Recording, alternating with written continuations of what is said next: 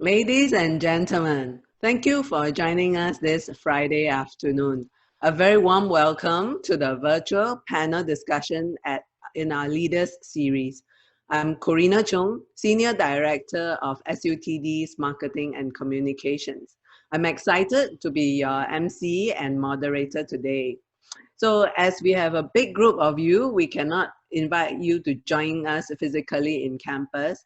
So I'm showing you the SUTD campus in my background. It was designed by one of the top 10 architects for sustainability in the world. I will be pleased to show you if you come to campus. We have a welcome poll just to kick off the session and get your quick thoughts. So your responses will be anonymous, so feel free to participate. And also close the poll. It's very simple, just click, click, click, and then close the poll when you are done. Okay? And I will close mine now. So as background, SUTD is Singapore's fourth public university. And just last year, we celebrated our 10th anniversary. In the last 10 years, we have emerged as the top leader among young universities in engineering education. And our cutting-edge architecture education have actually produced award-winning architects who are highly valued by their firm. So the latest is that we have launched our 5th undergraduate degree program in design and artificial intelligence, which is the first of such program in the world.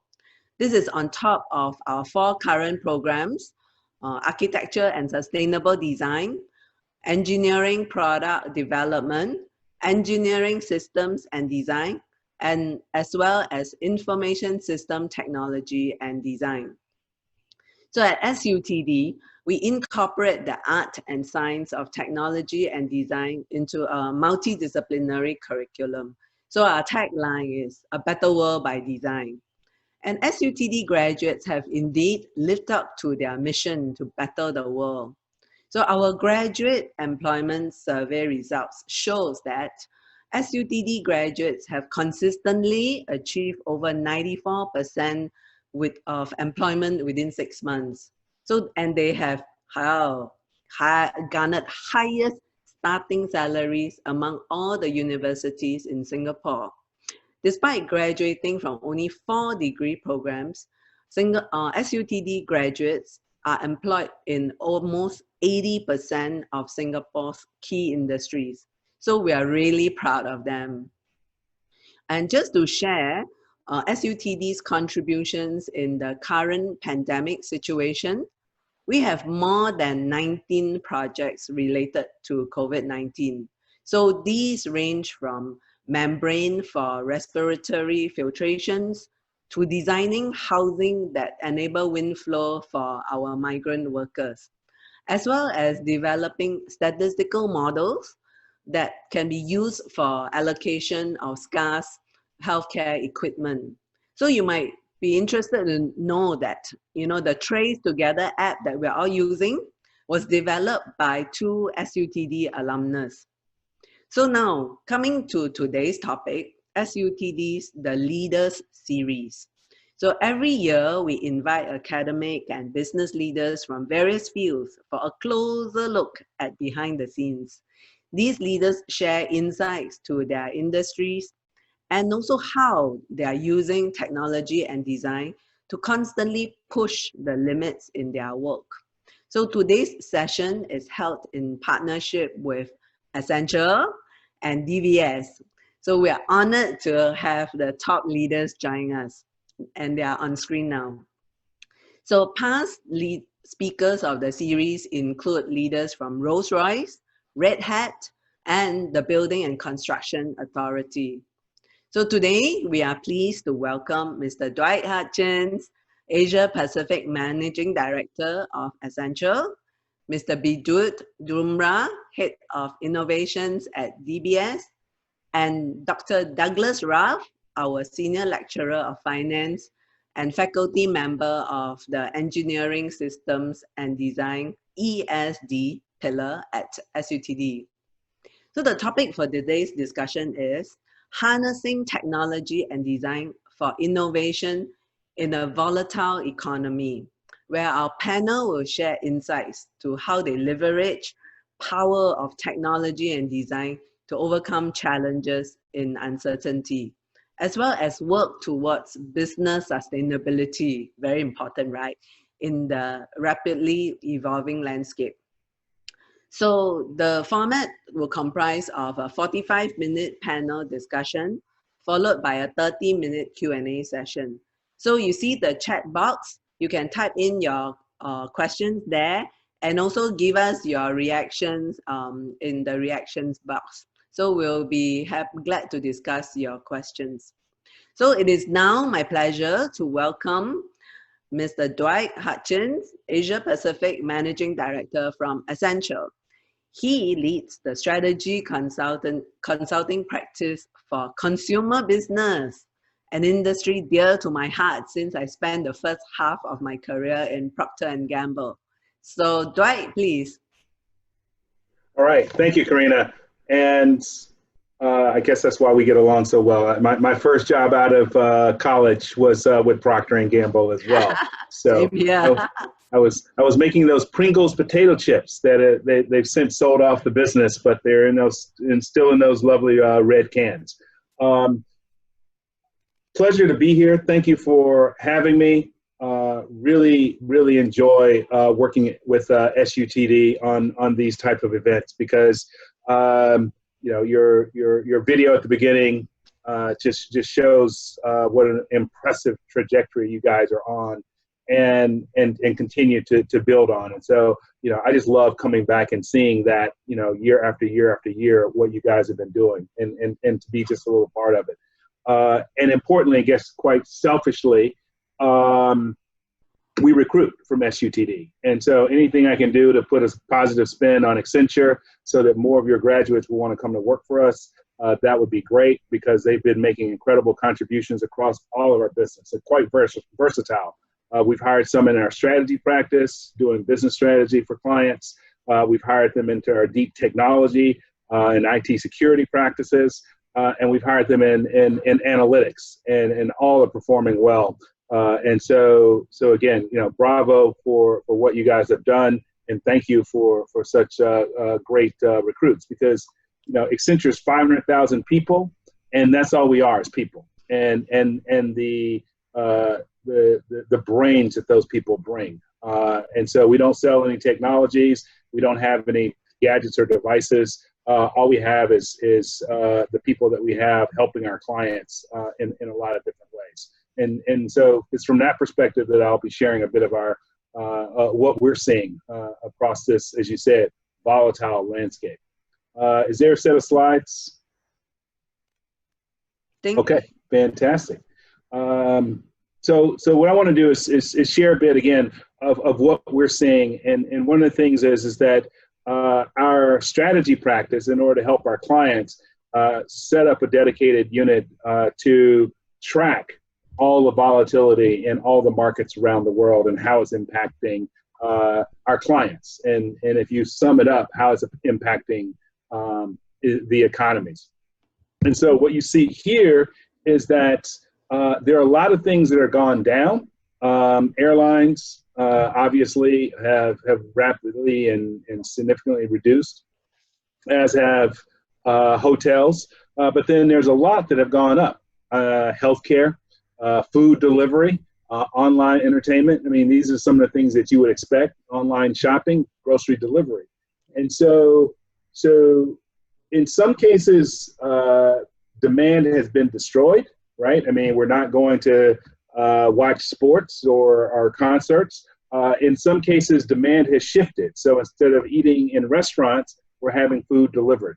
And so the restaurants are hurting in some cases, and in other cases, some are thriving because it's helped them build up their online delivery capabilities. And so what we're seeing is, again, as Corinne said, a lot of volatility, And what we're seeing is that those who are leveraging technology to adapt to that volatility are finding new ways to grow and actually accelerating their transformation. And we'll talk a little bit about some of how that works. But one of the things that we see if we step back is that, consumers, workers, that's, many of us here on the line, and businesses, their needs have changed dramatically. And their needs, they need more attention. They need different services. And those businesses and those workers need help generating income. And so there are four things that we've seen that are pretty fundamental across these businesses and across the people that are in those businesses. One is, how do they re-equip themselves to operate, right? And so how can Accenture or other service providers help businesses get back and up operating? How can we help them generate sales? Because again, with all of those demand shifts, some demand destruction, new demand creation, there's opportunities to generate sales, but they're not in the same places that they used to be. And so how do you help, how do these enterprises pivot in order to be able to generate those sales? And then at a human level, how do we track and trace? Now, the Singapore government has stood out globally on track and trace, and it has benefited the people as well as the economy. As we go back to work, and we were talking earlier before we launched here, the question is, are we back in the office yet? No, we're not back in the office, but at some point we will be, and we need to do that safely. And track and trace is an important part of that. And so how can businesses, large and small, and continue to ensure that their consumers are safe, so that we'll go back to restaurants, go back to movie theaters, and for workers, go back to the office or go back to the factory or go back to the warehouse. So there's a need to make sure that people are safe. And then, the public policy charge to protect industry is one of the things that we're also seeing as a need, because government officials are struggling to know what to do in this situation. Again, this is one where Singapore has stood out. In my role as the chairman of the American Chamber up until a couple of months ago, the Ministry of Trade as well as the Deputy Prime Minister would reach out to industry and hold forums on a regular basis, asking what can be done, what needs to be done, what help is necessary to ensure that businesses continue to operate and the economy continue to support the country. We've seen in the news that hasn't necessarily been the case in other countries, and many countries are struggling about what to do. And in that kind of environment, there's a need to be able to balance the health and science with the need to work and to eat. And so being able to help figure out what that right balance is something that's needed. Yeah. And technology, quite frankly, can actually help a lot with that. So when we say, they need to help operate, what does that, look like? Well, particularly in a place, like Singapore, where we've got a lot of tech centers, we've got a lot of offices around the region, and places like the Philippines, there's a lot of call centers. Those offices are shut down, right? Or they're on very limited capacity. And so how do you continue to work from home productively, and how do you return to work safely are two fundamental issues that everyone's dealing with. How do you return back to university safely? Those are questions that every enterprise is trying to answer. And the answer increasingly leans on technology, right? And the more effective the technology design is to marry with what those employees need to do, what those employers need to have done, the more productive that enterprise will be, and the more competitive that enterprise will be. So this is a here and now issue that every business is dealing with. You know, and I'd love to hear what my new friend, Mr. Dumra, and from has a view from his industry. But this is something that we're all dealing with. And so from an Accenture standpoint, we've got 60,000 people in the Philippines. And in a very short period of time, the government said, shut it all down, right? I mean, we couldn't have those people in the office buildings. So they had to go home, and luckily we were able to equip them so that they could work from home, 60,000 employees over the course of a weekend in call centers. And so they're answering critical customer calls and critical supplier calls for businesses around the world.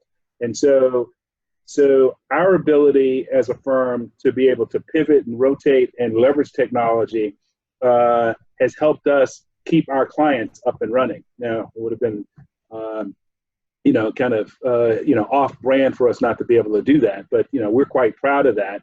And actually, the market has rewarded us, and the market and our customers have rewarded us because, more and more of that business is coming to us because we're able to handle it. If you go to in the more industrial sectors, factories, are either shut down, starting up, and then having infections in some cases and having to re-shut down. How do you make sure that these essential businesses continue to work safely and as well as productively? So figuring out how to make that happen, reconfigure their production lines, do the track and trace within a factory or warehouse is critical. So again, all of these require first a rapid diagnosis of the issue, a rapid design of some kind of solution that supports or addresses the problem, and in a lot of cases, the implementation of technology to solve the problem and make it work. Sounds like your course curriculum to me. Right? Yeah. What is the problem? What is the right design? How do you deploy technology in order to make that design work? And then the proof is in the pudding. Does it really work? Every business, everywhere is wrestling with that issue right now. And it's, F&B, right? I mean, we've all struggled with not being able to go to our favorite restaurant. Now that they're open, the F&B outlets are struggling to get customers back. And so while others are full. And so, how do they increase their online presence either for delivery or leverage the technology to go, hey, Douglas, we've got a deal and we know you love dim sum. Why don't you come in for lunch and get, 20% off, or bring a colleague and you'll get a deal, right? So how do they reach out to consumers and bring them back into the restaurants and communicate that it's safe to come? So F&B and retail have got to figure that out, right? Or their days are numbered. And then finally, the consumer has shifted, right? I mean, everything from advertising to what categories and what their priorities are have changed, right? So, the happy crowd celebrating, that worked 6 months ago doesn't work today. What does? What is the consumer sentiment? How do you track it? And so, going out and being able to do sentiment analysis to understand where the consumers are, and then being able to marry your message and your offering to that rapidly changing consumer need, because what was important to us 6 months ago is very different than what was important to us 6 weeks ago. And it's going to be very different than what's important to us 6 weeks from now. How do you track that and message and deliver against that changing consumer? It's just way too fast than most companies can keep up with. And again, that's going to require a lot of, digital online sentiment analysis translating into reformulated designs that are then digitally delivered. So again, sounds like your course curriculum. Yeah, thank you. So we will be diving deeper into the technology and design aspects and how to share that with the audience online today. So thank you, Dwight. And maybe I can next welcome Mr. Bidyut Dumra from DBS. I'm a big fan and user of DBS's digital bank. Cannot leave home without it. Yeah, over to you, Bidyut. Thank you, thank you. I can see, Dwight, you nicely changed this into a complete lecture. But no, fair, I mean, from Mo, I saw you responding to the photograph as well. It's a very much a statement that I'm very hands-on. Nevertheless, we'll move on. Next slide, please. So just from my side, I guess we've got a belief that there is a key trait that is going to define whether you're going to succeed or fail. And it's that belief that has steered us through our journey in, let's say, for the last decade or so. If you could go to the next slide, please. So DBS, we sort of kicked off a transformation within our organization around 2009. And why? Because we didn't really much have a choice. Our burning platform was the fact that, besides the fact that there was a financial crisis, we were really not affected that much by it because we were a conservative small bank in a very regulated environment. But we did have our own unique problems. At that day and age, if you asked anyone what was DBS, they would say, DBS, damn bloody slow. So we were notorious for, I guess, our lack of service. So if you could go to the next slide and then one more. And it wasn't just qualitative, it's very quantitative. We actually sat right at the bottom of the customer ratings. We were at the bottom of the bottom, even at a time when the entire financial crisis was on top of us. And not a nice place to be.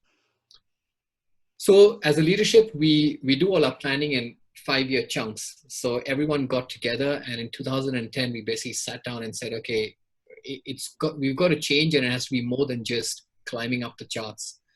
And what we did is we visioned our future into a vision and mission, but what we did is we encapsulated it into what we call the DBS house. So if you go to the next slide, this is the DBS house that we had put together. And we basically had a number of building blocks that we felt we needed to achieve to get to where we wanted to go. And that was very much that we wanted to become the Asian bank of choice. So we said, okay, we have this 5-year agenda, and in 5 years, we want to become the Asian bank of choice. And that will truly encapsulate that it's an indicator that we are on the path to success, and all our strategies are coming in play. If you go on the next slide, we ended up actually picking up Asia Pac Bank of Choice, or the Asian Bank of Choice, in 2014, 1 year ahead of schedule. Ooh. So we were like, okay, what do you do when you hit your target ahead of time? You party. So we had a great celebration. We all congratulated ourselves. But that's when we also realized that while we were changing, the world around us had changed even more.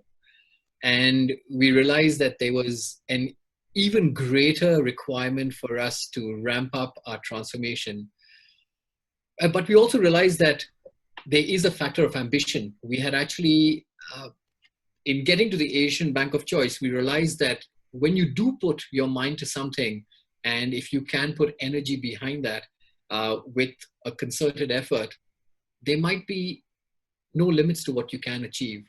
So if you go to the next slide, we came into 2015 and we rejigged, and you can see our ambitions level went up. And we said, again, we recreated and redesigned our house with the various pillars.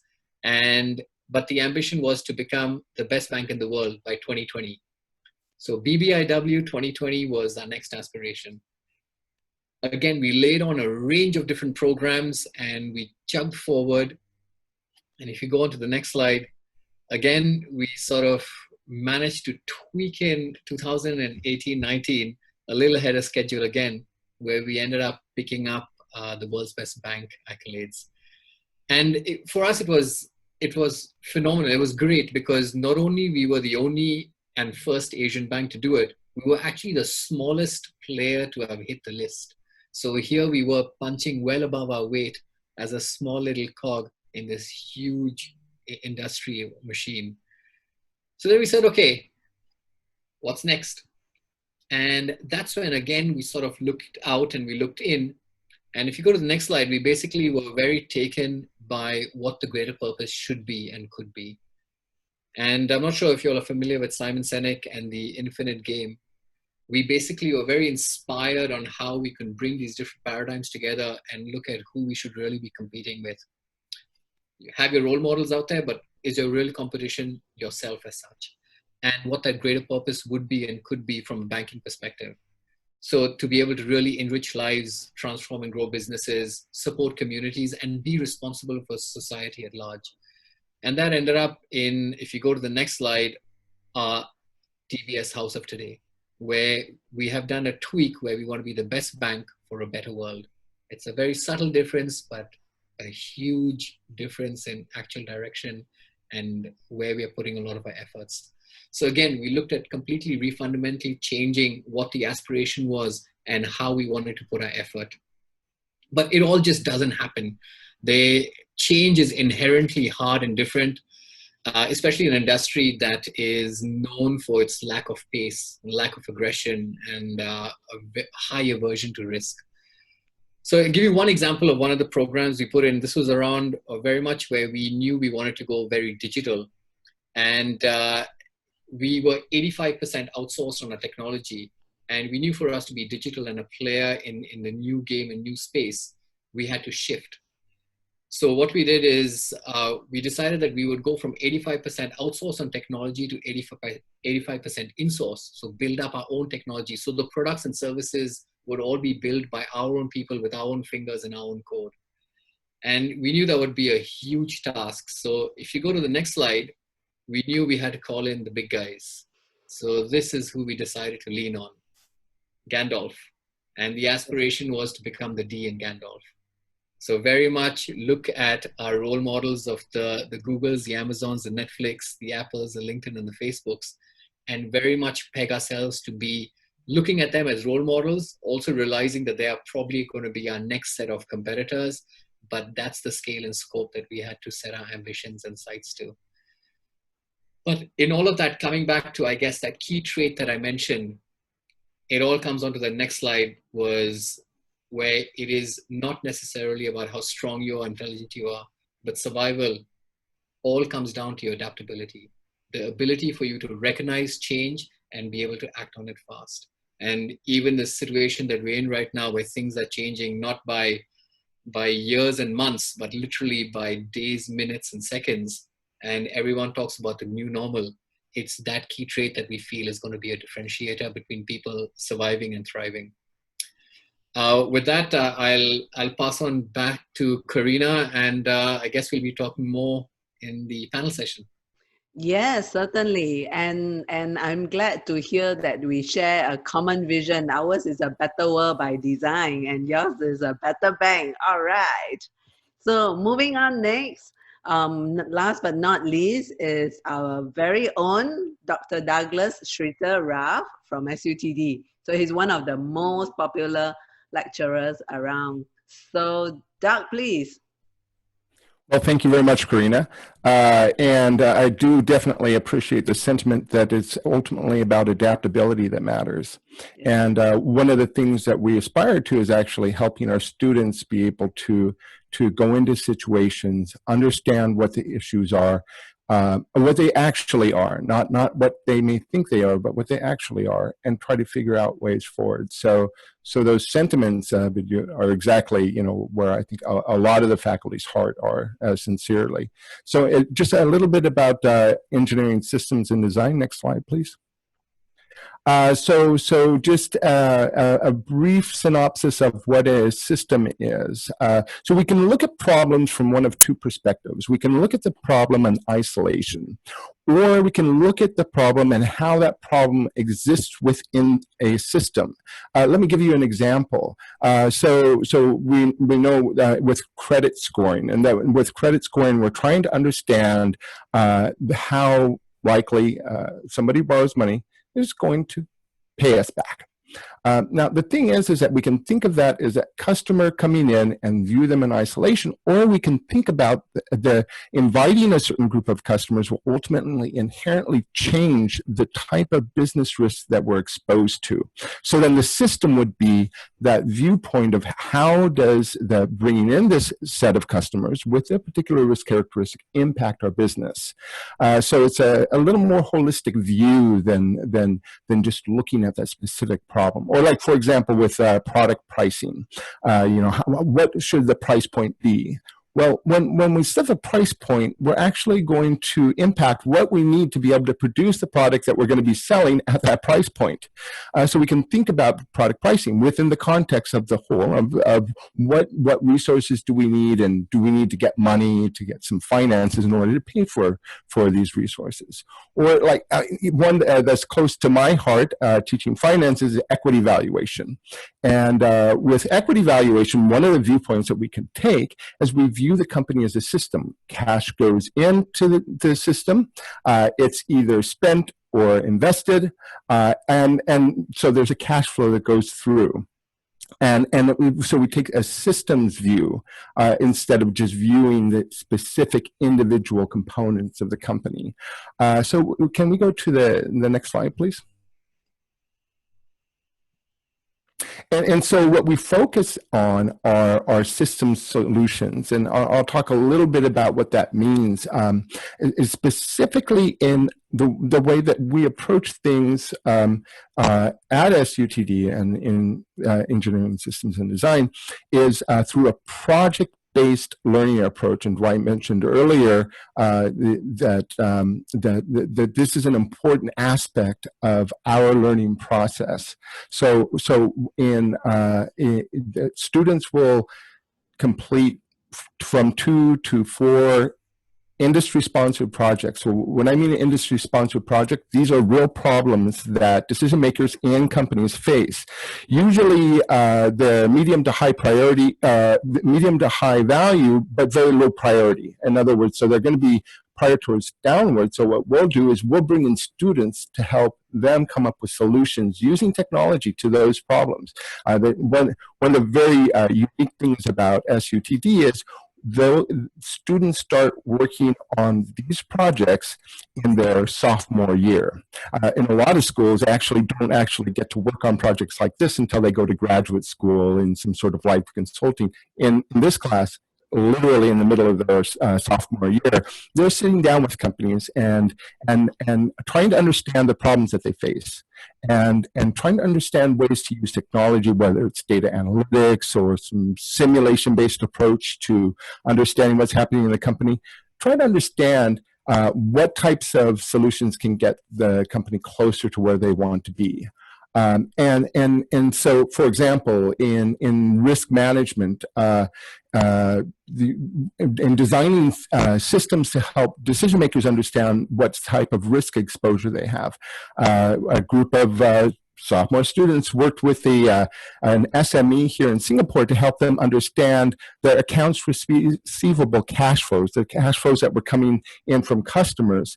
It turned out it required a lot of integration across different software systems at different financial institutions, and they actually uncovered customers that hadn't paid in a number of months, and they weren't actually aware of it, simply because they're a small company, and getting some of that data out and getting it visible is a task that can be very challenging for a company with limited resources. So the students actually designed this, and actually the comptroller of this company basically had been spending 1 week a month copying and pasting from different websites at different financial institutions to try to understand what was going on. That solution that the students delivered freed up all of that time. So she got 1 week of her life every month back for doing things that were more consequential for the business than just simply copying and pasting.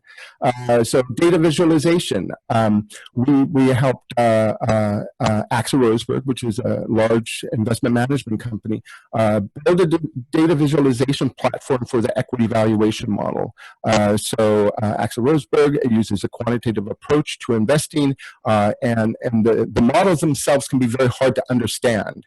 So what they did is they took the model and built a visualization of it so they could show it, so that Axel could show it to customers and help them understand what was really going on in the model, and not just the details of the arcane equations and how they're all linked together. And so again, real problem. This was something that AXA wanted. The team came in, they sat down with the decision makers in the Singapore branch and came up with possible solutions, and then worked over the course of the semester to deliver the final solution. Or like in decision support, there was a consulting firm that asked us to help match the job skills that people have with the training courses that are available. So this is a big challenge in the context of Singapore. How do you match up what already exists in terms of the skill set, or what the people would want to build out, with the training that's available?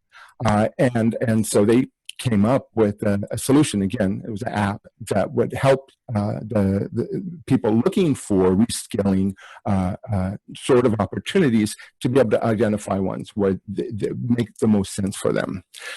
So the overall, then again, it's we're focused on delivering these solutions at a systems level using technology. And of course, data and data analytics and all the other things that go along with it. Could we go to the next slide, please? So just briefly, as a plug, in engineering systems design, we have a number of different areas that students study. For example, aviation, which is our newest area of focus, is basically around designing systems for an airport. You can think of an airport as a system. You know, cars come in, airplanes come in, trucks come in with fuel or with products they want to ship. Then to make sure that the system itself is designed so that we meet the objectives that we want, which is usually get the stuff out quickly and hopefully in an enjoyable manner. Data, business analytics and operations research really is, the questions here focus on how can we harness data and some of the analytic tools to understand how to make better decisions within companies. So financial services, which is an area that I'm closely involved with, it's close to my heart. And that really has to do with taking this set of tools that have been developed in finance to understand what's happening and how people make decisions, or what's happening in financial markets. So it's very dynamic. It depends on what's happening in financial markets, which can change from day to day or week to week. Supply chain, I think if you think like post-COVID, if there's one phrase that I've heard more probably than almost anything else, it's supply chains and supply chain disruption. You know, so how do we build supply chains or change supply chains to make them as resilient as possible when we're exposed to these kind of sometimes highly unpredictable development of events. And then lastly, urban infrastructure systems. You know, so we can think of that all of the different aspects of infrastructure within an urban environment. These are like systems. You know, so if we think about the hospital care system, the medical care system, you know, that is a system. So how do we make this work as effectively as possible? Or one area that's there are a number of faculty that are involved with is in water resources or water systems. How do we make sure, for example, there's integrity in the water system? I mean, given that Singapore, you know, imports a fair amount of water, this is actually a very, very important issue from a national infrastructure perspective. Okay, thank you, Doug. Yeah, I think you kind of described the situation we are having in Singapore, from financial to everything else that we are living right now. So jumping straight into the questions that for the panel to discuss, like what we are talking about in terms of everybody and every company jumping into the bandwagon where technology is concerned, right? Some are rather successful and some have not been so successful. And so what are the lessons that we have learned from their experiences? To kick off, maybe we can have Dwight share your views. Yeah, absolutely. So, you know, some of the lessons that we've learned is that those who started adopting technology before the pandemic have fared better because it's less about the technology than it is being organized with a strategy. And you know, is the case was with DBS, right? The corporate decision to pivot from 85% outsourced to 85% insourced. You know, getting alignment of the organization behind a technology strategy then enables the people who are responsible for coming up with the technology and implementing it to work. Otherwise, you know, you end up with a bunch of chaos. And so what we've seen is that those who prepared early were the ones who were able to benefit most in the short term. And we'll see what happens going forward. But I got to say, I've talked to a number of companies where even in the midst of the pandemic, you know, it felt like they wanted it to magically go away. And they could go back to old business as usual, as opposed to embracing this as an opportunity, if not a necessity, to pivot to the new. Most certainly. And you know, this session is precisely how we are using, you know, the most popular device now, Zoom, to communicate and have this webinar. Otherwise, you'll be in campus with me. What about Bidyut? What about you? Yeah. I think, I mean, I agree with Dwight. I mean, but it's not an easy decision. When the decision was made to kick off the huge digital transformation, the first 5 years cost close to about $5 billion. And it's a complete rewiring. If you want to do it correctly, I mean, you can just do change on the peripheral where you can change the front end. But we knew that at one stage, at some point, we would get choked if we didn't address the back end. And that's a space where generally people don't want to touch. So it does take a lot of sponsorship. It's not an easy decision.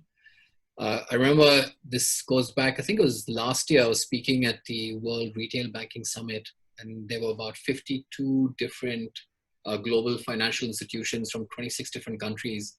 And I got to, I guess, take the stage as a keynote because we had just won the world's best bank. And when one of the questions was very similar, was asked about this, and it was from one of the CIOs. And I said that it's a decision that either you're going to make or it's a decision that the next CIO is going to make. But someone has to make that decision. It's not something that you can essentially just keep pulling along. So yeah, it was a big decision. It cost a fair amount of money, it took a fair amount of effort. But to Dwight's point, we are bearing those fruits now. So the ability for us to pivot, we were already on that digital journey. So even with remote connectivity, etc., I think we put roughly close to about 10 million into remote infrastructure because it was already a direction that we were heading towards. Now, of course, there's a lot of acceleration, but the fact that we were on that journey has really worked in our advantage. Yeah, so I recall that, you know, our relationship with DBS goes as far back as the history of SUTD. And Priyesh, your CEO, said, you know, in embarking on this technology and design journey, he urged everyone in DBS to view themselves not as Singapore's largest bank, but as Singapore's largest startup. So you have to have that startup mentality and startup innovation. And that's really stuck in my head, you know, and then you are bearing the fruits of that leadership now. Kudos. So moving on to the next question. we are all, working remotely and no physical, touch up. Yeah, hi. So the question is, how do we harness technology and design to create an environment that encourages creativity and innovation? And I'm sure Bidyut have many babies out there that you are incubating. So do share with us.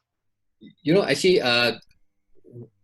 we opened up an innovation lab in DAX, which is at One North, and it's 16,000 square feet of open space. And the hypothesis when we went into that physical space was that a lot of innovation happens when people collide with each other. So we had actually masterminded the entire space with all the different teams, that as you would walk through, if you had come to meet, let's say you came to meet B, for A to meet B, you would collide with C, D, E, and F, and then things would happen. So the moment we shifted out of this physical space, for us, it threw that entire hypothesis out the window. Yeah. Because with all these interactions, they are much more purposeful, they're much more orchestrated. It's hard if someone walks up to you in office to not have a conversation with them, but right now it's so easy for me not to respond to your call or not to respond to your chat and then orchestrate a response. So that spontaneity, that all has dissipated. So again, I mean, like you say, everyone's adapting. The thing that has really worked to our advantage is that there is no choice. If we entered into a scenario where it was split ops and half people were in an office and half were remote, I can tell you results would have been way, way different. But the fact that it went where everyone didn't have a choice and a majority ended up working remote, it has changed the paradigm completely. People are now rewired into this new mode of operating. But yes, we've introduced a bunch of new different things. We have stuff like, so to emulate the collision, we have things like a meeting roulette. So you are randomly, basically, at this time you're going to you don't know who you're going to talk to, but you're going to talk to someone. And you start having that conversation and you see where that conversation leads. We have some other mechanisms and rituals where we'll bring in, where we will basically look at creating learning time. And the learning time is structured into your diary. And then there'll be an immediate sharing session that will basically prompt random conversations. So where they say innovation used to happen while you're drinking water or in the pantry, we've had to try to mimic those in this new virtual sense. And it's just a set of experiments. I mean, even from our perspective, we're learning as we go. But at a more corporate level, we've created what we call the North Stars. So it's the framework, which is very similar to, it's modeled on the McKinsey 3 Horizons. And even now in this current situation we're in, we are getting all our product and business lines to think about what's going to be happening in the next 1 year, 2 years, 3 years. And it is interesting. It sends a strong signal to the organization because people, I mean, even I don't know what's going to happen next week, but I am here very specifically still guiding the business that I'm looking for the next big thing. I'm looking for that next opportunity. And I want you to take a punt and a bet on what the new future is going to be.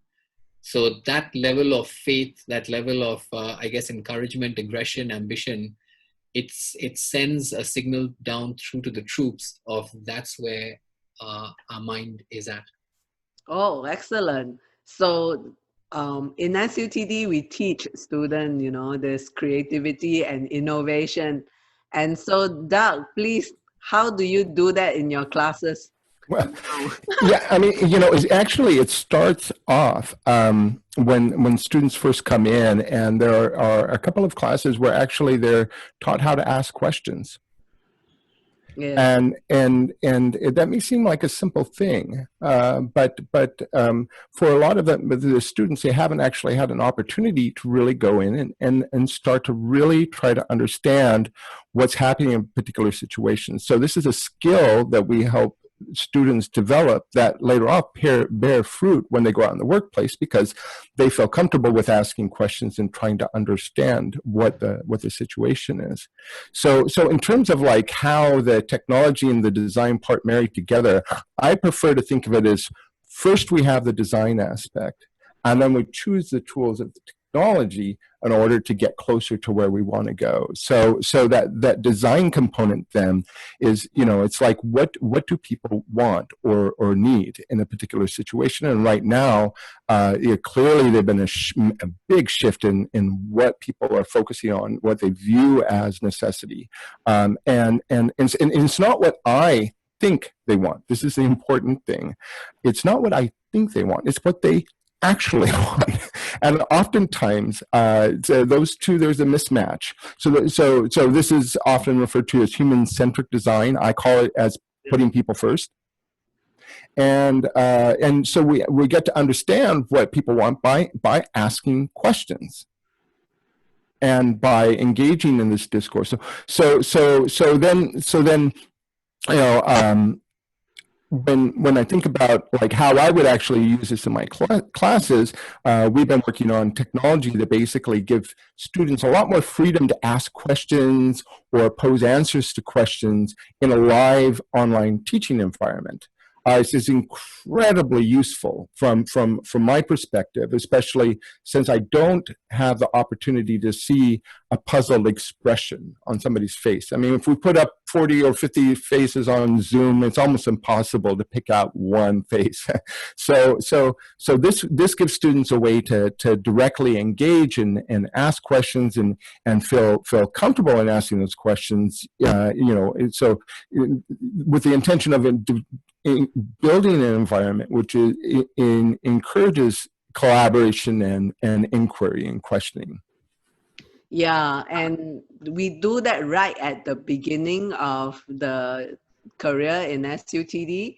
So students are very, very brave, and they are encouraged to, not only ask questions of the lecturers and professor, even staff like me, we do orientation with them, we make friends with them, and they are very, very engaging. And we expose them to all the VIPs that visit, regardless of ministers, presidents, and they have to do their presentations, and then they are free to ask any question of the VIP. And that really builds up confidence in them in framing the problems before you dive into the various strategies for design and for innovation. So moving on to the next question, how do you think talent strategy, you are all bosses here, have changed given the new work requirements? So, Bidyut mentioned, 3 years out, 5 years out, right? So what's your crystal ball forecast with regards to jobs on the pipeline, let's say 5 years time? Dwight, you want to lead the charge? Sure thing. I think it's accelerating the trends that we're seeing, right? Which is, the ability to both work independently, but also to be able to collaborate seamlessly, right? So it's put even more of a premium on people who can work together, but in a distant format. And so those are skills that, quite frankly, this pandemic will accelerate the skills of the students at SUTD, right? Because as as Doug was saying, being able to teach, being able to engage, it's a two-way street. It's not just, on the professor to be able to engage the students, but it's on the students to engage the professor. And, quite frankly, it's going to be, your ability to impress your professor digitally is going to be different than your ability to impress your professor in the classroom. And that's just going to be the first test of your ability to do that. And so I think that's one of the things, and a little bit of a bridge back to the conversation before of technology and innovation is, I actually learned this from my teenage daughter.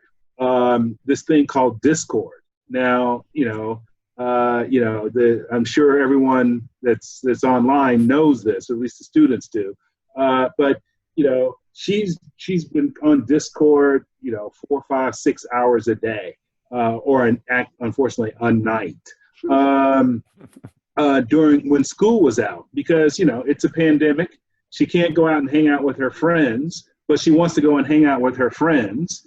And so they were able to do that on Discord. And she just kind of showed me, all of the different, Discord rooms that she's connected to. And she's like, oh, I'll just go and hang out and people play games and whatnot. And of course, everybody here already knows that. But I think that that's going to be the future, right? Where, I could completely see a corporate application for that, where, there is the, in banking, right? I mean, if you had the real estate bankers over here, and you've got the restaurant bankers over there, and the corporate bank, et cetera, and you were able to drop in to those rooms, and you just know that they're there because everybody's there, but nobody's expecting to be presenting or speaking. You're just kind of, there, so that you can engage folks. And so I've seen it as she's gone back to school, how she has changed in her robotics class. They've got a robotics group that organized over the summer, and they're able to get work done much faster now. So I think those kinds of it's going to be funny, right? It's going to be that kind of skill and collaboration, leveraging technology to collaborate and innovate and to team, that's going to set people apart in the future, while the rest of us can't figure out how to get the damn thing off of mute. Bidyut, what about you? What's your crystal ball like? I mean, I can't argue there's going to be a huge proponent that will be on the soft side, but there is also going to be, from a much more functional side, there will be certain skills that will come to bear.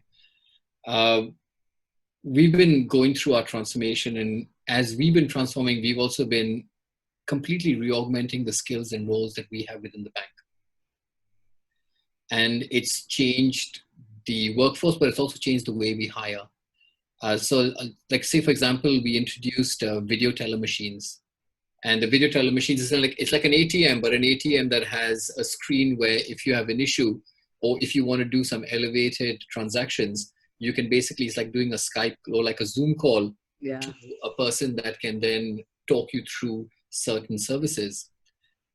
We never had video teller machine operators before. Now we do. We have video teller managers. We have video teller branch operations. We have live chat agents. And these were all jobs and professions that didn't exist 5 years back, but now are prominent positions within the bank. So even going further to the future, things like digital evangelists, social media relations, or voice biometric specialists, natural language processing engineers, there are certain jobs that we know that we will upskill with people that we already have, but we know there's certain jobs that will require a foundational technical knowledge or expertise that we will bring into the bank from other places. So that's also then re-augmenting the way we hire. So we've got what's Jim. Jim is a jobs intelligent maestro. Jim is our HR recruiter. We built a virtual AI-based recruiter that basically can do everything from the JD to passing your resume, to do your first selection, to do your personality test, to do your coding test. We brought him into the bank, and we brought him in last year, and over close to about a 6-month period, he's hired close to about 550 people into the bank. Wow. So we've also been augmenting not only the sides of the skills that come in, but also the way we're going to bring those skills into the bank. So it is an evolving and space that's very dynamic. I mean, I just hired a couple of months back, 22 people, and the entire recruitment was done. Those people have never stepped into the bank branch till now, all their laptops have all got shipped to them. They haven't interacted with a single employee except digitally. It's a complete new, I guess, experience. Yeah. So yeah, I mean, crystal ball, there are so many new deep skills that are going to come in, a lot of tech base, but there will also be the softer side of how the tech interacts with the human space that will happen. And Yes. the other thing is that we've learned is that there is no bar.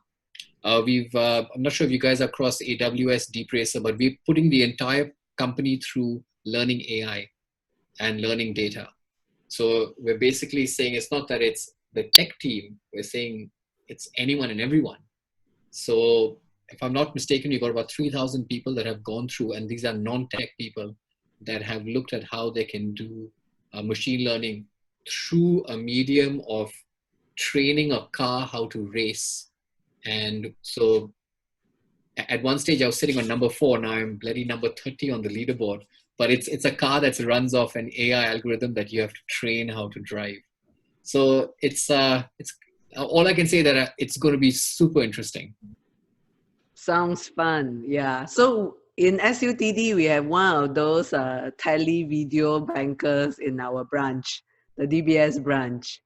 And so there's a live question on the chat, which is kind of relevant. So the person is asking, I think it is, yeah. So they're asking how, given the fact that, you know, students are commencing studies in technology, in innovation, in design, and everything.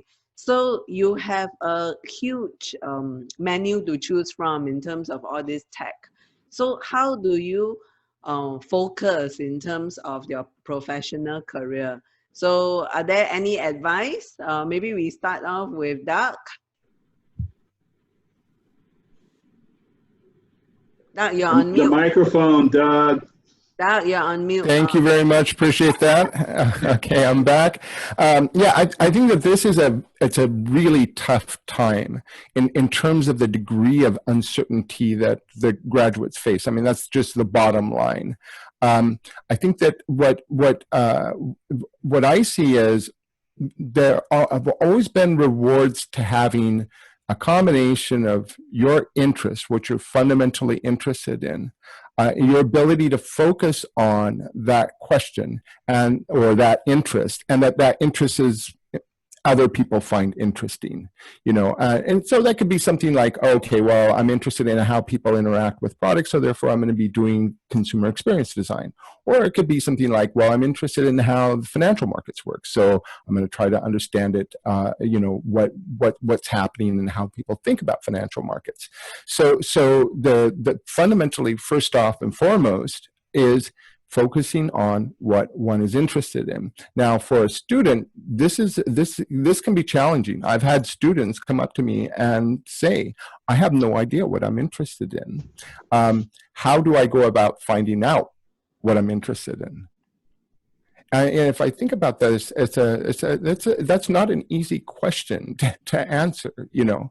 So for those students that are still like, I have no clue what I'm interested in, try things and see if you enjoyed them, or you found it interesting, or it captivated you. Then start to think about, what skills do I need? You know, what are the demand for that particular thing of interest? You know, but if it's not something that's of interest, then, you know, then it's going to be a challenge. And it won't just be a challenge at the beginning of your career, it'll be a challenge throughout your career, because you're not doing something that fundamentally motivates you. So it's easier said than done, and I fully appreciate the students that are saying, I still don't know what I'm interested in, thanks. But I can guarantee you that the people that I've seen that have done well from an objective outside perspective, ultimately were following things that they fundamentally found of interest, whether that's in the technology space, in the soft skill people space, or in leading teams and trying to understand what motivates people. Regardless of what it is, it's that fundamental motivation, what's interested of interest, that has to be sorted out first. Yeah, sure. In SUTD, we advise students to explore everything, Yeah, learn fast, exactly. fail in safe environment, and move on. Exactly, exactly. So maybe we move on to And, the, and if that doesn't work, go into banking or consulting. yeah, eventually after you fail many times, you go into banking and consulting. Yeah, so moving on to the next question. Sorry, just on that, I mean, Yeah. from my side, I love learning. I mean, if you ask me what are my metrics of success for the year, it's how much I learn and how much I laugh. So they are sort of my guiding principles. And I've done postgraduate certificates, diplomas, master's degrees, but I do think that the system needs to change. I mean, the whole 4-year course mechanism and structure, I'm not sure if it still works. From my side, I mean, I remember I was called in and I had it was another speaking event where we were talking with MOE, and it was the concept of, okay, how do you create learning aptitude, but then how do you fuel that learning aptitude for the rest of a person's life, professional, because they are going to be required to keep engineering their skills and talent. Even look at the situation we're in now. Yep. So should universities be more like clubs or memberships that you take, and you essentially have a 15-year period where you're going to be re-augmenting yourselves, and like you all say, explore and try different things and reinvent your life. I mean, we know that lifespans have gone from 50-year averages to now 86 plus, and they're only going to tip 100. I mean, the fact of having one degree, one education, one career, they say even one wife, these are all up for question. So I do think from that question where they have about that 4-year mark, it's something that does need to be reimagined. And, Yes, and yeah. if I could add in on that, yeah, I agree with you. I think that basically what COVID has done is exposed a lot of the inherent weaknesses in the education system. One of the exciting things here, this project-based approach, some people will say, well, it's hands-on learning, it's not academic. And I've heard that actually more than once. It's actually the opposite. What we observe is that when students actually have a stake in the outcome, so in other words, they're not learning so that at the end of the semester they get a grade that gets recorded on a piece of paper that they would show to people at Accenture and DBS to get a job. Because that's a very small outcome. That one grade is going to have next to no impact in one's trajectory. But instead, they're actually solving people's problems. What they can learn is, to be quite frank, a little scary. So they will take on extremely advanced tools and techniques that normally would take a long time to get one's mind around, and they'll pick it up in the course of several weeks. And actually develop solutions and implement those solutions. And why? Because the game changes. Because now what they're doing is not learning so they get another check mark on their list of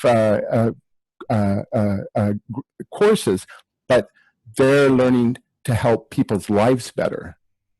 But I'm not sure that's reached that tipping point where, I mean, even if I look at us as employers, we're also part of the problem, I guess, because I mean, we need to fundamentally change.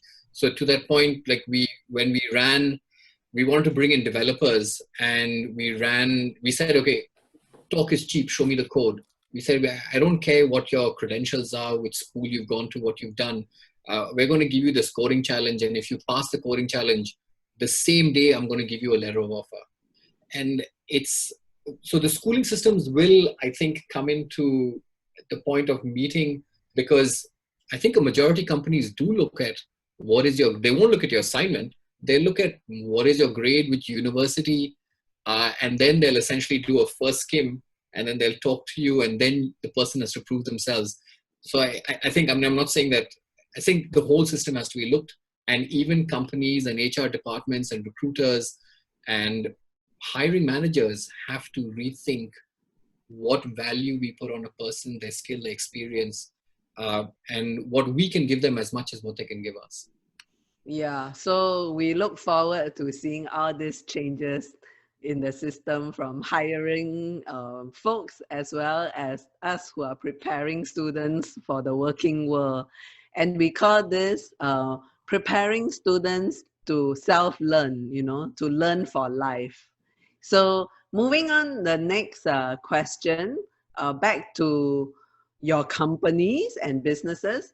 So what are some of the digital strategies and innovations that your companies have developed that may be possible to share with other businesses and those people online?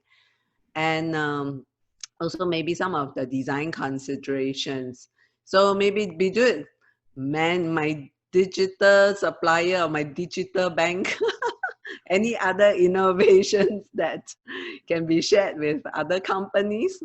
Okay, I'll talk about, I'll just say one from a strategy of how we've been approaching it. Then I'll give you two examples. So just from a strategic perspective, when we set on our digital transformation, we've built it on 3 pillars. And the first one is to be digital to the core, which speaks to our complete digital, looking at how we move tech and move to embrace tech, move to make tech a core part of our fundamental business, to the point where so even our group CEO Piyush is open in saying we're tech first, bank second. The second is to embed ourselves in the customer journey. This comes back to, Doug, what you're talking about, human-centered design or design thinking of putting people first. And completely in the bank, we call it journeys. And the methodology is the 4D methodology, the similar concept to the double diamond approach. Yeah. And we use that as a way of being very evidence-based to the propositions that we create and produce, truly understanding the intent and then delivering against that intent. And then there's a trade-off that one has to make, because sometimes the intent can conflict with what's good for the business. So then it comes down to the paradox of customer first, business second. Then the third one is, as Karina, you mentioned, is to operate like a startup. It's that mindset, the culture of how one is perpetually looking at improving and improving upon a baseline that you set yourself, a threshold, and how you look at aggression and ambition. So that's from a strategic perspective. And how, I guess, some proof points. So one is we came to a conclusion earlier on that the next big thing or the greatest idea in banking doesn't necessarily have to come from inside the bank.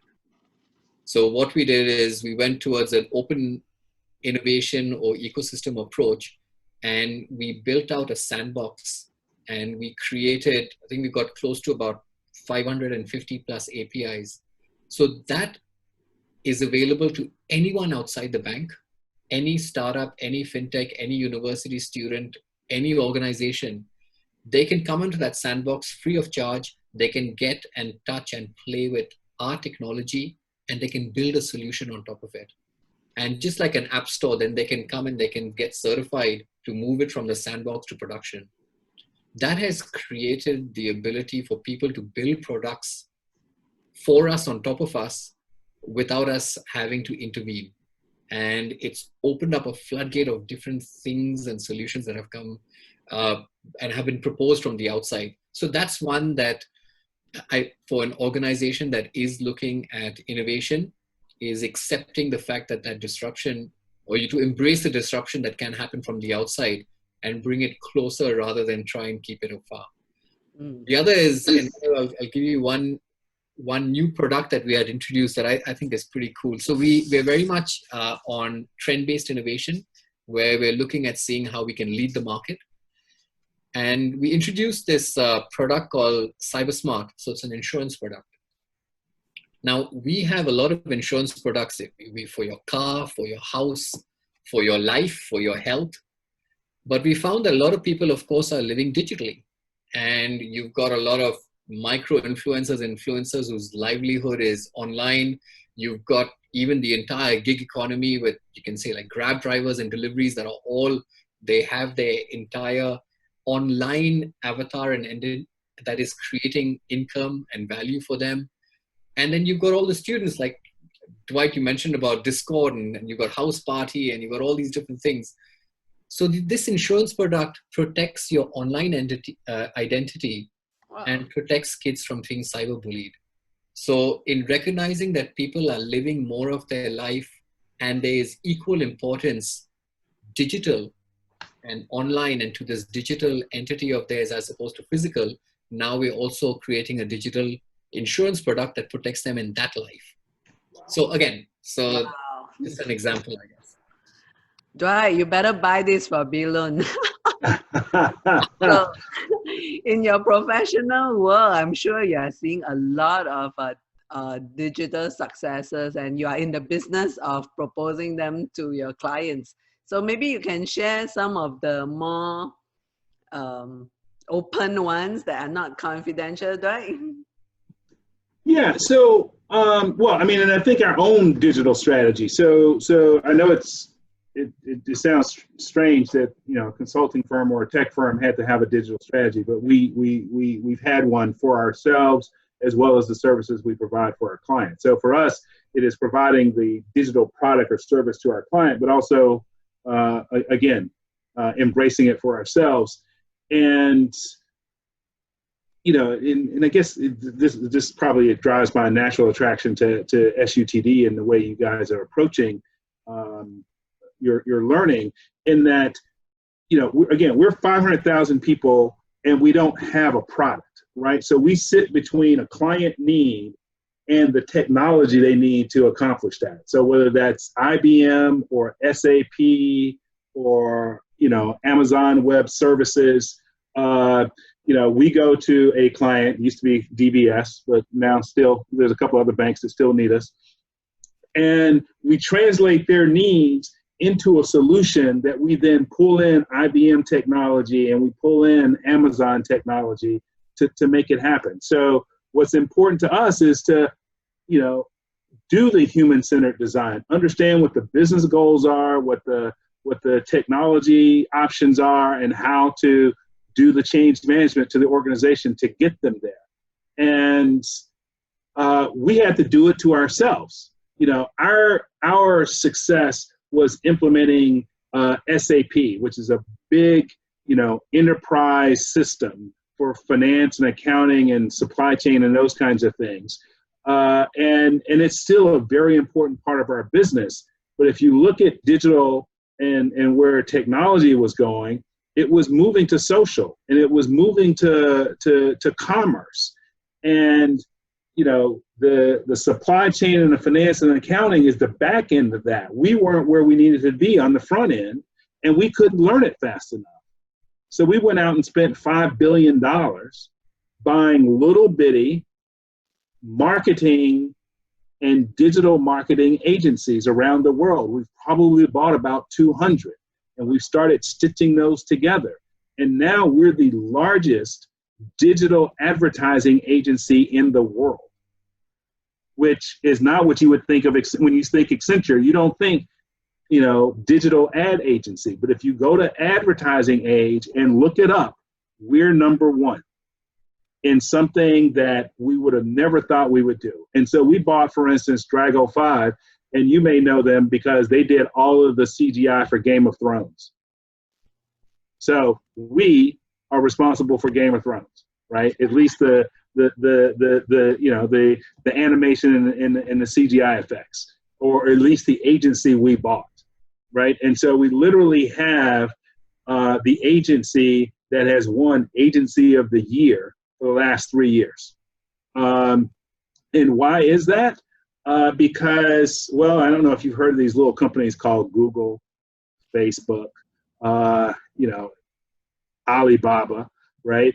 And so these are huge organizations. These are huge, you know, enterprises. And, you know, what makes them work and how do we work with them is very different than what it takes to install a mainframe computer and the software on top of it. And so now we've got tens of thousands of people who work in our Amazon Web Services business, and another tens of thousands of people in a business unit called Accenture Google Business Services. And so those people specialized in the Google platform and the Google cloud and helping clients adopt, you know, Amazon cloud, adopt Google cloud, adopt Microsoft's Azure cloud.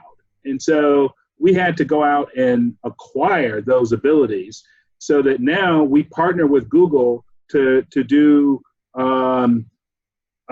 digital marketing on behalf of various clients. So a consumer goods company will come to Google and say, okay, we want to run ads on YouTube, we want to run search ads on your search engine, and we want to optimize that. And what does that optimizing look like? I'm grabbing a bunch of data, analyzing and understanding exactly who Doug is, and in a millisecond in which he clicks the link, or when he clicks on the Straits Times, we send a message out to every single advertiser saying, here's Doug. And Doug is more than just a professor at SUTD. He loves soccer, he loves chihuahuas, and he loves fly fishing. And based upon that, here's the products and services he would be most interested in. And between the time Straits Times loads, between the time that Doug clicks on a link and Straits Times loads, we've run the bidding process, found the right advertiser, and put the ad in front of Doug when the Straits Times news article loads. And so that wasn't what we were doing, 5 years ago. And it wasn't even what we were thinking about doing 10 years ago. But it's become part of our digital strategy to move heavily in that direction. And in order to do it, we did a self-assessment and said, we don't know enough about this. We've got to go out and buy. Thank you. So that's what I do every day, digital advertising and marketing. So maybe Doug can quickly comment on what are the design considerations with regards to digital innovations and also teaching this innovation and design and what impact you're observing in student experiences. That's also a live question on the chat. Games. There are several courses that integrate games and making games, designing games into the coursework. So I think of one specifically, one game that was developed at ESD, where the goal is how do you design the patient experience through a hospital surgical wing in order to decrease the amount of time they spent within the surgical wing to free up resources. So how do you get them through as quickly as possible? And this is a game then that the students are actively engaged with. In one of their courses, they are then responsible for developing their own game. And of course, with the recent shift, it's been all moved online. And so the question is like, why games? And what we found is that people learn more when they enjoy what they're learning.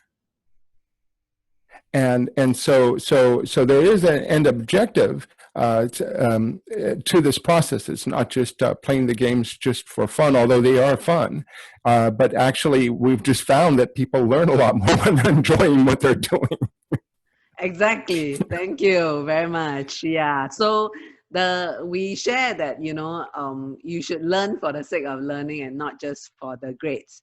So moving on quickly to the next question. That's related to the younger audience in online. So what are the tips you would share with them on building reliance and adaptability in uncontrollable situations, especially like now, and maybe we can have Doug quickly give some advice and our two mega employers can share. Besides finding what you're interested in, even if you don't find that passion, learn how to ask questions and learn how to explore answers. You know, you know, those questions can really help us see what the path forward is. And so then we start to bring in the tools, the design tools and the technology tools, but it's that process of questioning at the very beginning and learning how to do that well, which I think the students at SUTD do very well. Not just in asking the questions, but that process of exploring the answers, that's learning. And when it's done from a desire to understand things better, it's enjoyable learning. It's not just, there's another approach we can take, which is, I call it the checklist approach. I draw up a list of all of the things I need to do to be successful, and I go through the checklist, and at the end, you know, I win the prize. Now, and actually, sometimes that may work if things aren't changing that much. If there's not much disruption, that may actually work to a certain degree to build out all those technical skills and then use that as the approach. But then something like COVID happens, and that checklist no longer is relevant. So I can scramble and try to build a new checklist, or I can develop the tools that really help me adapt, which is making sense of the environment. That's done through asking questions and that process of understanding, exploring the answers through learning. Right. Thanks, Doc. What about Bidyut? What do you think? How to be reliant, how to survive and adapt? Watch a lot of movies. Watch movies that are going to inspire. I mean, I do think that a lot has to do with your role models. And so Doug, I like what you say, put down the things you want to try or want to achieve. But the other thing I'd say is, if you put them down, let's say vertically, horizontally, just put down the people who you're interacting with. And then try and cross-relate if those people are actually adding or not adding value to where you want to get to. We do have a risk-averse culture. It's there, and taking the safe and easy path is one that is usually more rewarded, and that's how we end up with people that don't have that resilience and adaptability. So do look for the proper role models, watch the movies and believe them. And with that belief, you'll be able to create that creative confidence to do other things. They say it's the crazy people that end up, the moment they believe the things that they want to do, they end up changing the world. We need more crazy people out there. Yeah, to borrow it from Nike, just do it. Dwight, what about you? I think it's engaging, you know, so it's a great opportunity to find your own purpose. And, you know, and it's kind of a bit of a glib answer, but even if you don't find it, you know, you'll wrestle with the issue long enough to get clear about what you need to know, what you need to do to find it. And part of that is engaging other people, right? So both from a resilience standpoint as well as an adaptability standpoint, talking it out among you know, various colleagues at school, you know, at home, in your neighborhood, is at least what I found to be very, very helpful. In fact, today, you know, I reached out and I decided to take a meeting from being on Zoom to actually at a Starbucks, just so I could engage with somebody and talk about you know, any number of things. So I think that, you know, reaching out and collaborating is a strong way to both build resilience as well as learn how to adapt. Fantastic. Thank you very much for our panelists to allow us to pick your brains and share your experiences. So we will now move on to the questions that the audience have. And let's look at the chat box. So one of the questions that were asked earlier was that, you know, the most important hard and soft capabilities, which Bidyut have already mentioned, and how can a 4-year higher education adapt to this fast changing world? And to kick off, so since I was employee number 10 in SUTD, I was privileged to be part of the thinking process of the formation of SUTD. And one of the key points that we wanted to adapt is really allow students to explore and experience as many different things as possible. And that was actually part of the design process that we allow students to experience from day one in SUTD. And also the ability as well as funding research that let them go very, very deep into various topics. Douglas, would you want to share more? That unmute yourself, that. Yeah, okay, great. There we are. And let me get rid of the questions here. Yeah, so I mean, people can ask questions as well. Please put it in the chat box. It comes back to both the technical training, and that's important, and I don't think anybody would downweight the importance of getting a solid technical training. But then developing a set of skills that allow us to use these as tools to understand what's going on around us. So it's not technology for technology's sake. It's technology as a tool to help us get towards a particular end. And so that's where having a balanced education like SUTD, 25% of the classes are what in the US we would call liberal arts. So that would be poetry, philosophy, history, political science, trying to understand what people are doing and how they react to different environments and make sense of this. So I think that part of it is very important. Returning back to this kind of checklist approach, the checklist, drawing up that list of things that you have to have, and then you're going to win the prize. That I think that right now that approach really is questionable, simply because that checklist could change tomorrow. Yeah, and so if you take it from a more fundamental perspective, it'll allow you to be able to pivot, adapt, and find new things more quickly. Okay, thanks, Doug. And, feel free to come to talk to any of us in SUTD. It's very exploratory.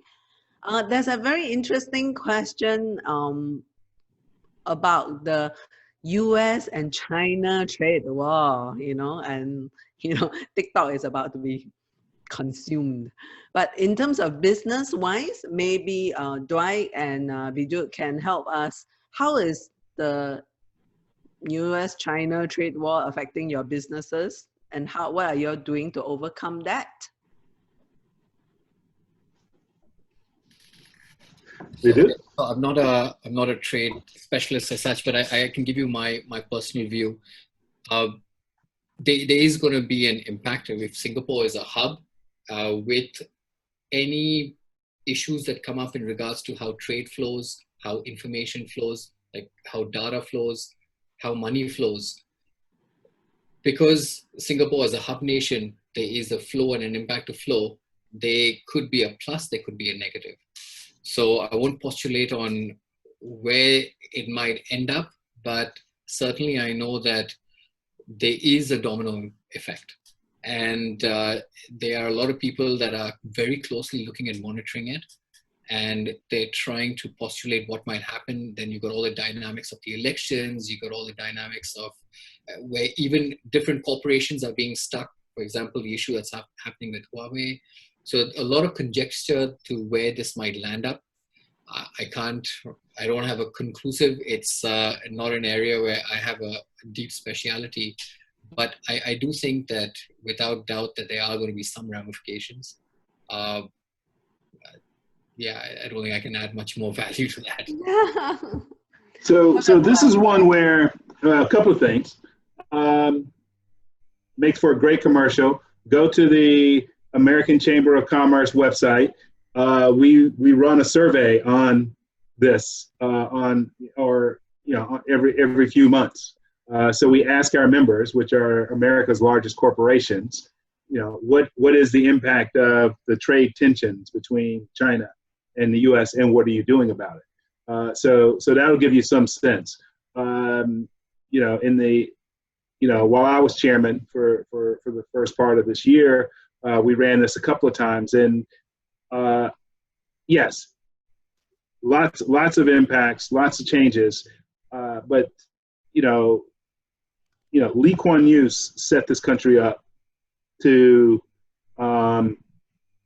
benefit from this.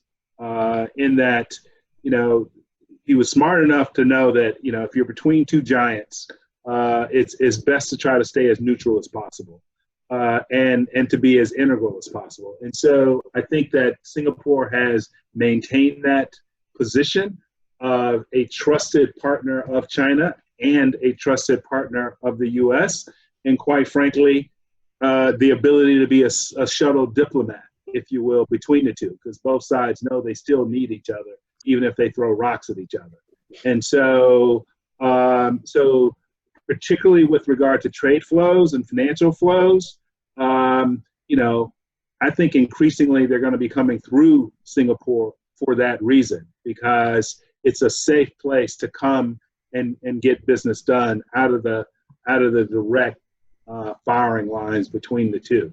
And then any adjustments that U.S. businesses have to make in and out of China are going to be moving closer into ASEAN, so into a Philippines, into a Vietnam, and those are managed here out of Singapore. So increasingly, one of our monikers at the American Chamber is that Singapore is America's business headquarters for Asia. And so Singapore will become increasingly important as American businesses try to figure out what to do in this volatile world, right? I mean, it is through Singapore that our biggest companies manage their businesses. And so the executives here in Singapore have to figure out, well, if I'm going to do something different vis-a-vis China, where am I going to do it? And how is that going to play out? Yeah. Where the university is concerned, we are quite neutral. So we work with both US companies as well as China companies. And China students also prefer to come to Singapore now, as it is quite safe, and we find that the number of international students applying to SUTD is growing, especially over the last few months. So thank you for your question. There's a very interesting question regarding innovative research and how it's done in higher education institutions that can be effectively translated into the business world.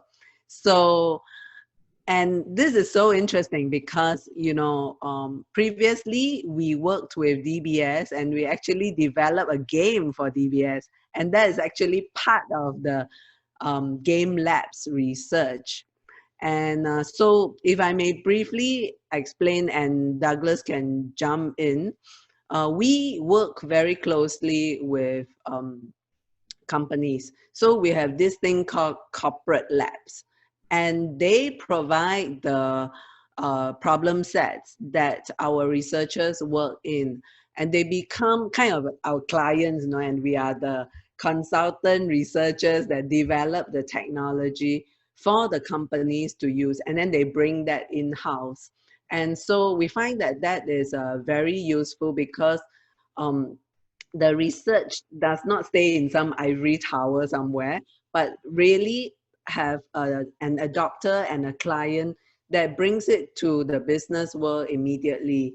And the feedback loop becomes much shorter, as well as much more real time, as well as you can see the benefits of it being translated to business immediately. So one very big example is the fact that you might heard of this company called Lionsbot. They produce cleaning robots that clean the airport and all the other stuff, okay? And this was actually a startup through research with our professor that developed all these cleaning robots, from the floors to the windows to ability to climb stairs and clean stairs and so on. And then, this company worked with us, Lionbot, to commercialize a lot of it. So their R&D department comprised a lot of SUTD researchers as well as SUTD students. So moving on to the next question, DDK, consumer behavior has changed. What's the role of social media in terms of, Facebook, Instagram, TikTok for business and consumers? Maybe Bidyut? Very consumer based. What's your usage like?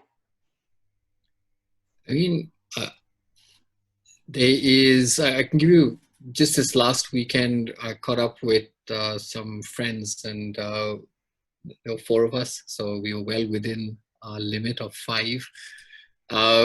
And he's got an 8-year-old son, and he showed me how his 8-year-old son is using Carousel to buy these Hot Wheels toy cars, and how he's essentially negotiating with people using his father's account, because of course his father's credit card is linked to it, and he's making offers.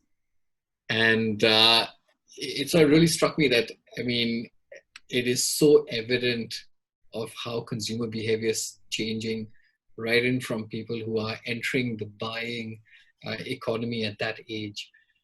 Even if you look at where kids are going into school, where we've got the POSB Smart Buddy. So it's a little like a Fitbit, like a smartwatch that has stored value and allows them to buy in the tuck shop in the school.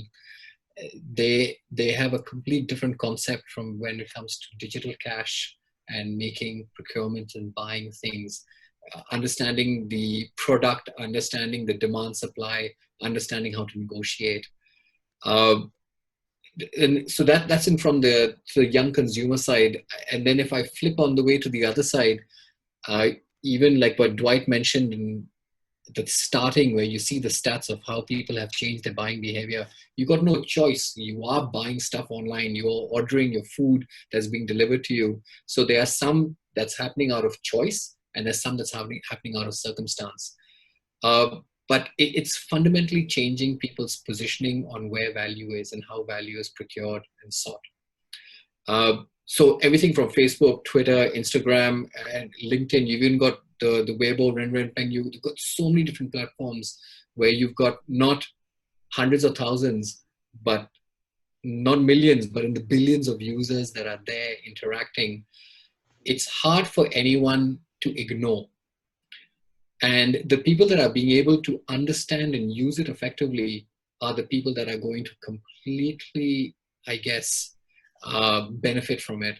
So for example, you look at where typically the music industry, so Travis Scott, he was releasing his new album. He decided to release his album on the Fortnite platform, which is a gaming platform. And unlike where he would have gone to a physical event or stadium, he was able, in that little 15-minute segment, he basically had 12.3 million people that were interacting with him and his music as he launched his album. And so you can see there's a really smart way in which he's looked at these social media platforms, the gaming platform where there's a lot of interaction similar to Twitch, and he's capitalized on that.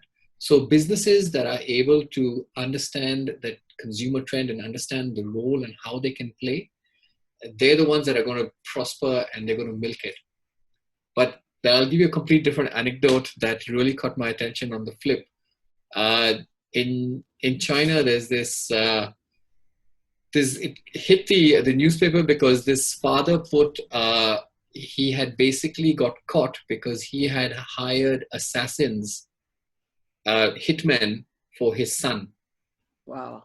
His son is unemployed, sits in the house and spends all his time playing video games. So what his father did is he hired digital hitmen to go, and every time his son logged onto the game, they would shoot and kill his son's character. So his son basically stopped playing the game and came to the real world to get a job. So you can see when you talk about consumer trends and consumer behaviors, it's a complete different paradigm in life that we are entering. And the fact that now you have, this is where you talk about cybercrime, this is the ultimate cybercrime where he has contracted someone to kill his son's digital avatar and identity. So he comes to the real world. That just tells you where life is going. This is really bizarre. Maybe the son can go and work as an assassin since he's so obsessed with online. So Dwight, I see you enjoyed that story. Yeah. That is awesome. I guess a couple of things, since I've run consumer for Asia, so just a little piece of the world. To Karina's point, right? I mean, Google has a business unit called Next Billion Users, right? So, that's kind of how they're thinking about it.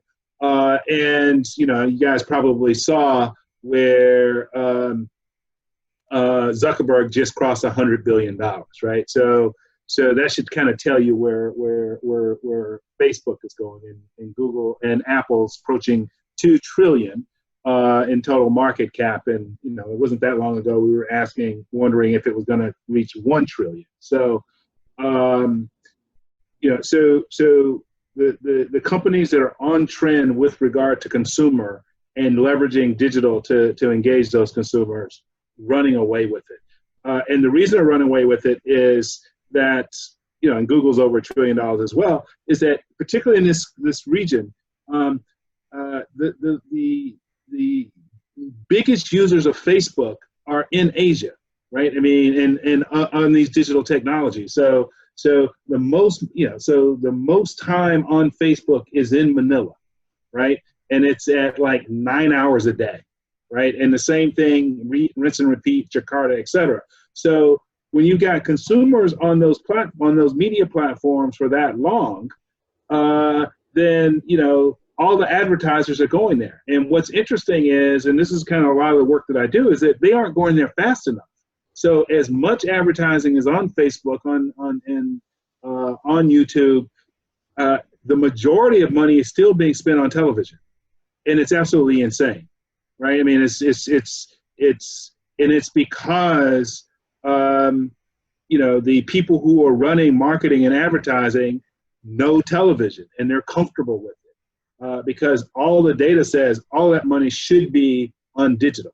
So if you think that the valuations of Facebooks and Googles are high now, just wait, right? Because when you guys who are digital natives and digital savvy move into the workforce and move up the workforce, you will leverage it, much different. If you look at the pivot from radio to television, the first 2 decades of television was radio actors standing in front of a microphone doing the same thing they did on television.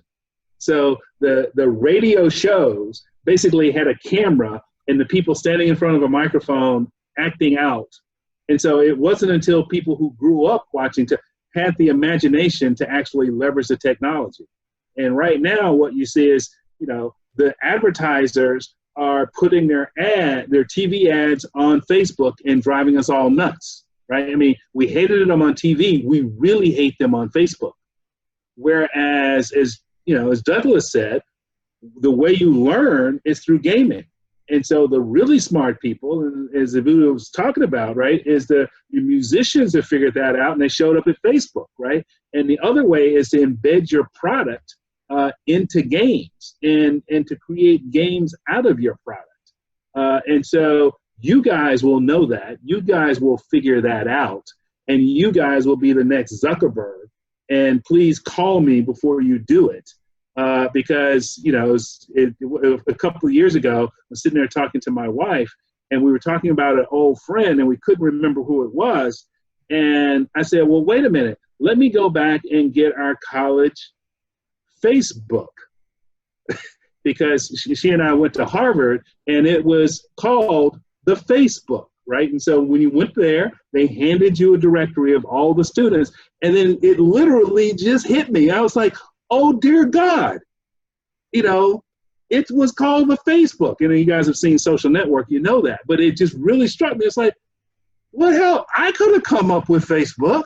I was there before Zuckerberg.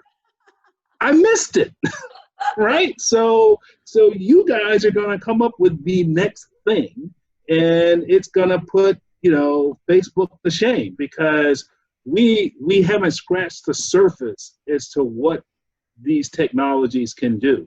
And you guys are going to sort it out and blow past. But Dwight, I do think that, I know it took a bunch of years for Facebook, Instagram, etc. to start monetizing. But when I look at TikTok, it's been under a year and they are already on it. So I think there is a recognition, and people are trying to capitalize, and they are going to be the ones that are savvy and will win. And they're going to be the other ones, like you say, it will take time, and they're the ones that will suffer. Yeah, I mean, the guys at WhatsApp, the company was 2.5 years old, sold for $19 billion. Yeah.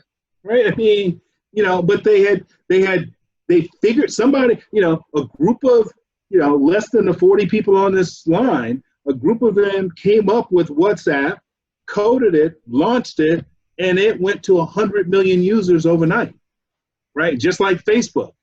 Coded it, launched it, and it caught on like wildfire. Right. So you guys will figure this thing out, or figure a thing out, launch it. And because you know what the need is, and because of how digital is now, it'll just roll out, and you'll have 100 million users, and then, you'll be worth $100 billion, and I'll be mad because I told you to call me and you didn't. Tommy, go, I'm looking at you. So, sorry. Okay, can call Corina also.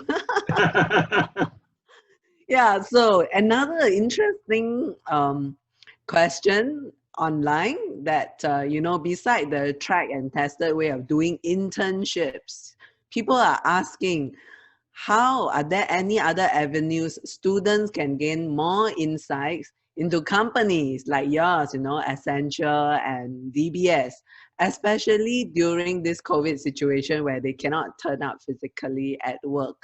Any advice for them? I mean, quite frankly, the avenues are limited.